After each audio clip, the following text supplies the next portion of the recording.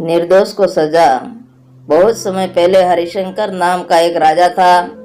उसके 3 पुत्र थे और अपने इन तीनों पुत्रों में से वह किसी एक पुत्र को राजगद्दी सौंपना चाहता था।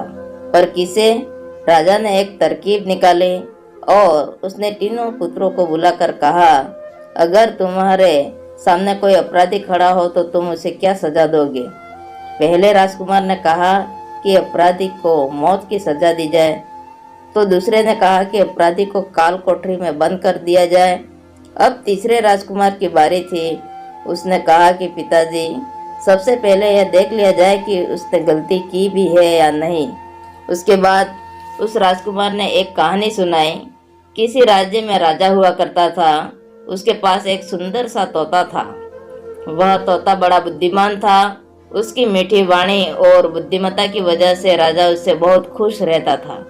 एक दिन की बात है कि तोते ने राजा से कहा कि मैं अपने माता पिता के पास जाना चाहता हूँ। वह जाने के लिए राजा से विनती करने लगा।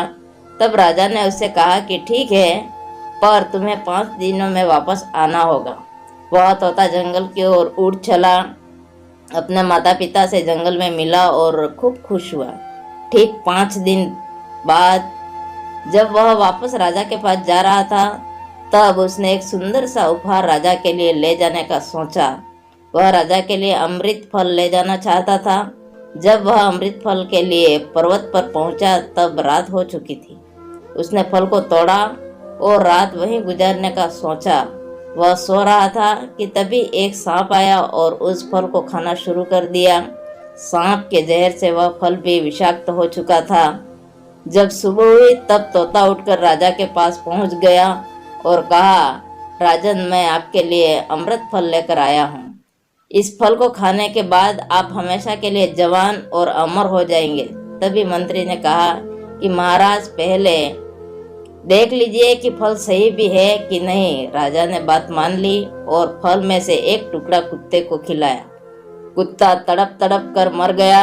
राजा बहुत क्रोधित हुआ और अपनी तलवार से तोते का सिर धड़ से अलग कर दिया। राजा ने वह फल बाहर फेंक दिया। कुछ समय बाद इसी जगह पर एक पेड़ उगा। राजा ने सख्त हिदायत दी कि कोई भी इस पेड़ का फल न खाए, क्योंकि राजा को लगता था कि वह अमृत फल विषाक्त होते हैं और तोते ने यही फल खिलाकर उसे मारने की कोशिश की थी। एक दिन एक बूढ़ा आदमी उस पेड़ के नीचे विश्राम कर रहा था। उसने एक फल खाया और जवान हो गया, क्योंकि उस वृक्ष पर उगे हुए फल विषाक्त नहीं थे। तब इस बात का पता राजा को चला तो उसे बहुत ही पछतावा हुआ। उसे अपने करने पर लज्जा हुई। तीसरे राजकुमार के मुख से यह कहानी सुनकर राजा बहुत ही खुश हुआ और तीसरे राजकुमार को सही उत्तराधिकारी समझते हुए उसे ही अपने राज्य का राजा चुना।